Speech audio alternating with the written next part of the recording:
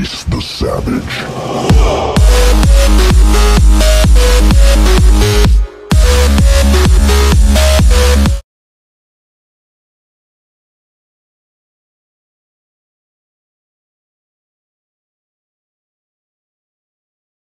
Hey guys, ThunderBow here. Today I'm bringing you a different video. Clearly this is not Minecraft Pocket Edition. This is my bedroom. So I'm going to be going over my setup that I do for YouTube stuffs. So basically all the recording that happens on my channel is in this area, basically. All of my equipment is laid out on my desk. My desk is rather small, it's about 5 feet in length. And it's really not that deep, so I can't really utilize much of the space, especially since most of it is taken up by books. And textbooks. Yeah, all those school books right there. So, yeah, I really don't have much space, so I can't have too much fancy equipment on here. But, nonetheless, I'm going to be showing you guys some of the stuff that I use for YouTube. So I'm going to start on this side of my desk area and move over to this side. So, I'm going to get to my laptop next, but, basically, over here, I just have a little desk lamp, and it can be adjusted, this head can move, and so can this arm body thing. But I have it set up very nicely, so I really don't want to move it around too much. But, yeah, that's my desk lamp. I use that whenever I'm recording a physical video for my second channel. I'll get to that in a moment, but, I basically just use this lamp whenever I'm doing homework and stuff. Over here I have my printer, which I use for obvious things, like printing stuff. And then over here I have my Nintendo DS docking station. Oh, also over here are my headphones that I use. They're the Apple EarPods. They came with my phone, and I really like them, so I use them as an alternative to my Beats headphones, which I use when I'm playing games. So, my EarPods, or my earbuds, whatever you want to call them, I basically just use when I'm listening to music or editing videos. Underneath my printer is an entire bin filled with Rubik's Cubes. I'll get to that in a moment. But basically, this bin has well over 120 Rubik's Cubes. I am a huge puzzle addict. I guess you could say I'm kind of a nerd. Go ahead, roll with the jokes, but whatever. I'm a huge Rubik's Cube fan, so I have a lot of those puzzles. And underneath I have even more puzzles, but those aren't twisty puzzles, those are like those wooden assembly puzzles. So, hopping back over to my desk area, I have this nice comfy chair that I can just pull out. It's a rather bulky chair and it really doesn't fit my desk too well, but it's extremely comfortable, and it's a lot better than the old wooden chair that I used to have. So I'll take anything over that wooden chair, especially this. Even though it is kind of a pain to move out and underneath my desk, it's still a lot more comfortable than that wooden chair that I used to use. So hopping back up onto my desk, I'm going to go over the stuff that I have on my laptop. My laptop is used for all editing purposes. And if you don't know already, my laptop is a MacBook Pro. You can start seeing the trend here. I have an iPhone, the Apple EarPods, MacBook Pro, and iPod. You can probably figure out already that I'm a huge Apple fan. And obviously I'm an Apple fan because I have Final Cut Pro. So I use Final Cut Pro for all editing purposes. You can see I have my intro right over here, and I was editing Skyblock the other day. I haven't edited any videos since, so Skyblock is the last project that I had up. But I really like Final Cut Pro, especially since it's very similar to iMovie.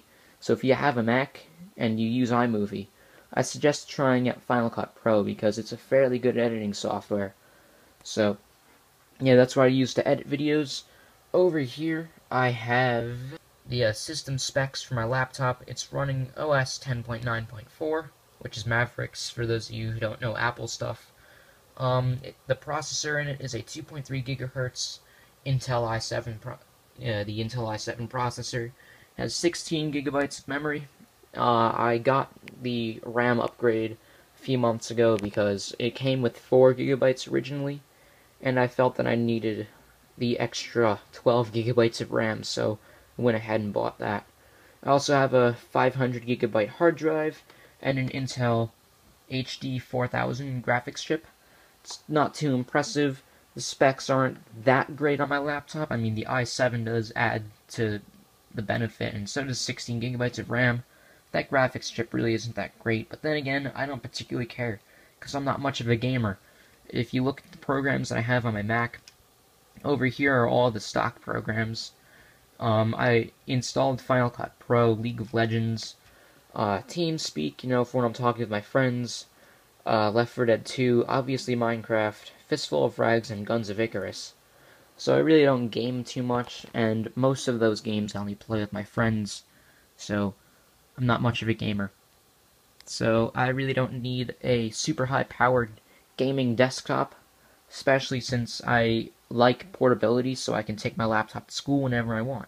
That's why I mainly got a laptop, and I got my Mac because I like the programs that come with it, so that's what I use to edit all my videos, play games and stuff, upload videos, etc. And, also, my desktop background is Ender's Game. For those of you who know what Ender's Game is, this is the Battle School. This was from the movie poster. I just cropped down the poster and set that as my desktop background.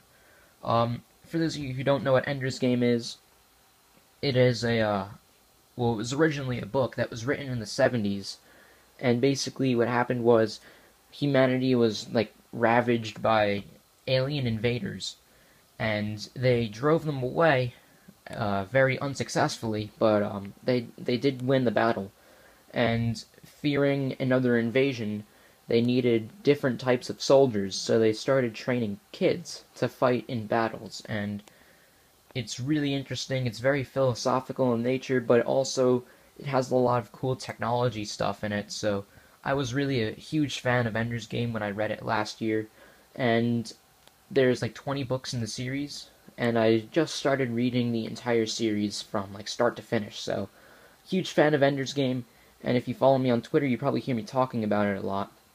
But I do recommend reading Ender's Game. It's a very good book. So yeah, that's why my desktop background says Ender's Game and it has a futuristic spaceship on it. So that's the Battle School. If you ever read Ender's Game, you'll know what that is.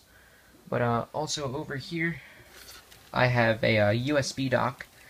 It has my flash drive in it and the chip for my mobile mouse. So I'll show you that in just a second. Right here is the mouse that I use. It's a Logitech M305. It's really nothing too special. Again, I don't need the super high-tech stuff, so this mouse suits me fine. If I ever need an upgrade, then I'll probably just replace this one or maybe get something else. I don't really know. And the mouse pad that I use is a Tampa Bay Buccaneers mouse pad. You're probably wondering why it's Tampa Bay Buccaneers. My family is a huge fan of the Buccaneers. Don't ask why, it's a long story, but basically, we're huge fans of the team, so I got myself a Tampa Bay Buccaneers mouse pad. So that's why I have the Tampa mouse pad. In the back over here, I just have some more Rubik's Cubes that I play with often. For example, this one is a 2x2x3, so you can see it's 2 pieces by 2 pieces by 3 pieces. I could solve all of these puzzles in a fairly quick amount of time, so they're not too difficult. This one's a 3x3x2. This one I actually built from scratch. It's a 2x2x1. And over here I just have 2 original Rubik's Cubes. This one I use a lot more frequently than I use this one. And then over here I have a pyramid-shaped cube. It's called the Pyraminx. It's a pretty fun puzzle. So basically, I just have all the puzzles here that I play with a lot, that I use frequently, and yeah, I just have them set out on my desk in case I ever want to play with them. Coming over to here, I have my Kindle Fire HDX. I got this tablet last year for Christmas. It's a really good tablet, despite the fact that there are ads on the lock screen. That's really the only downside to it. But on here I have Minecraft Pocket Edition, a mobile text editor, and then a bunch of the stock apps, some books that I downloaded, and some other school stuff. So basically, I only use my Kindle when I want a secondary computer. So, for instance, say I have some homework to do, and it requires the use of a computer. And it's not all done online, like say I have a paper and I have to look something up. What I'll do is I'll take my laptop off my desk, put my homework where my laptop is, and I'll have my Kindle over here.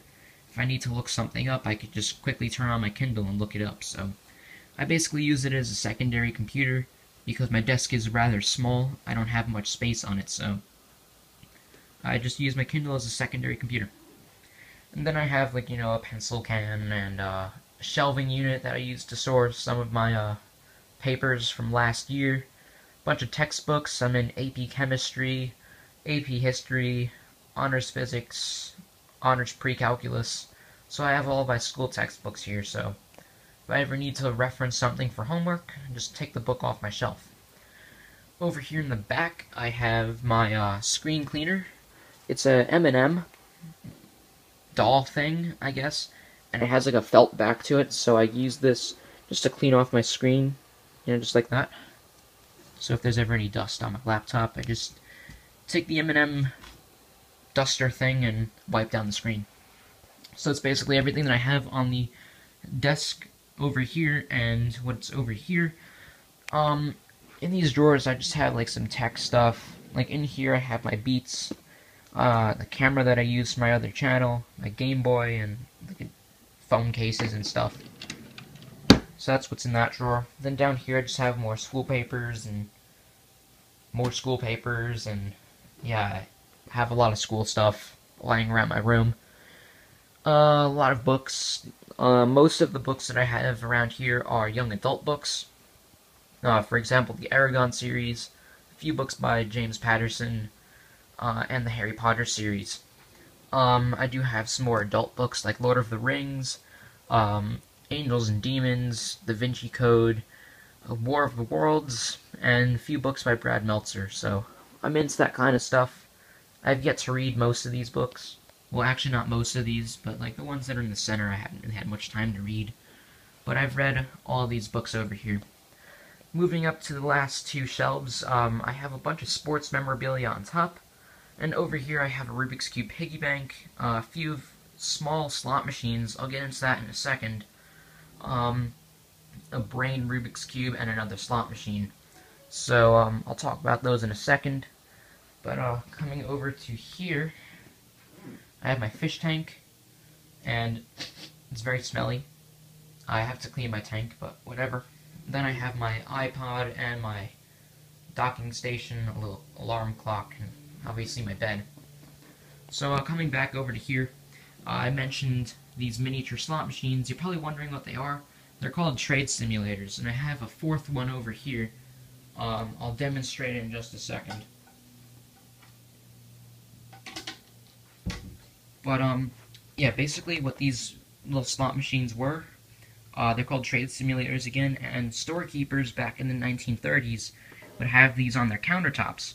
And they weren't real slot, like they weren't full out slot machines, like you would put the coin in and it would dispense money. It's a little different. These trade simulators, what you do is you put the coin in the top, pull the handle,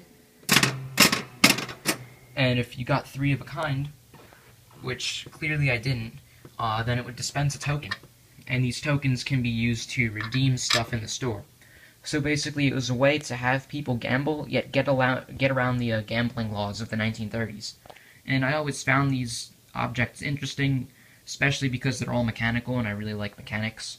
So I bought 4 of these over the years, and I really just find them interesting. So yeah, that's about it for my recording setup. Basically all the action for my YouTube channel goes on right here. Right here in front of you. So, yeah, I hope you guys found this video interesting. It was rather long,